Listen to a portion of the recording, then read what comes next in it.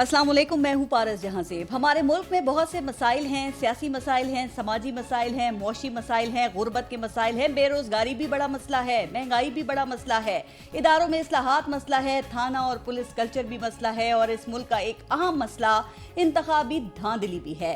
Election की चोरी है, वोट की इज्जत है, वोटर की इज्जत है। इस इंतखाबी धांधली की वजह से इक्तदार में आने वाली हर हुकूमत मुतनाज़ा बना दी जाती है। इस मसले को हल करना सियासतदानों की जिम्मेदारी है, लेकिन 70 साल गुजरने के बाद भी ये मसला मुंह खोले खड़ा हुआ है। 2014 का तवील धरना भी इस शर्त पर खत्म हुआ था कि इलेक्शन इस्लाहात की जाएंगी। इसके लिए कमेटी भी बनी, कई इजलास और तजावीज़ भी आई, बायोमेट्रिक और आरटीएस जैसे इकदामात भी उठाए गए, लेकिन 2018 के इलेक्शन में फिर वही हुआ।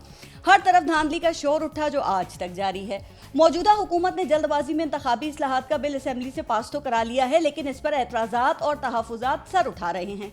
इलेक्शन कमीशन इस कानून को आइन से मुतसादिम और अपोजिशन मजीद धांधली का रास्ता कह रही है और दूसरे मसाइल की तरह इस मामले में भी एक दूसरे पर एतमाद का फुकदान है। हुकूमत कहती है कि इस अपोजिशन को शफाफ इंतखाबात सूट ही नहीं करते। अपोजिशन अपनी ऑल पार्टीज कॉन्फ्रेंस बुलाना चाहती है। अब कहने को हर कोई इस्लाहात के हक में है, लेकिन एक साथ बैठकर किसी नतीजे पे पहुंचने को तैयार नहीं। सवाल यह है कि क्या हुकूमत की नीयत पर शक करना दुरुस्त है? क्या ये कानून हुकूमत ने अपनी सहूलत के लिए बनाया है या फिर हुकूमत इस मसले को हमेशा के लिए खत्म करने में संजीदा है? और एक सवाल ये भी है कि अपोजिशन और इलेक्शन कमीशन की मुखालफत के बाद इस बिल की कानूनी और अखलाकी हैसियत क्या रह जाएगी।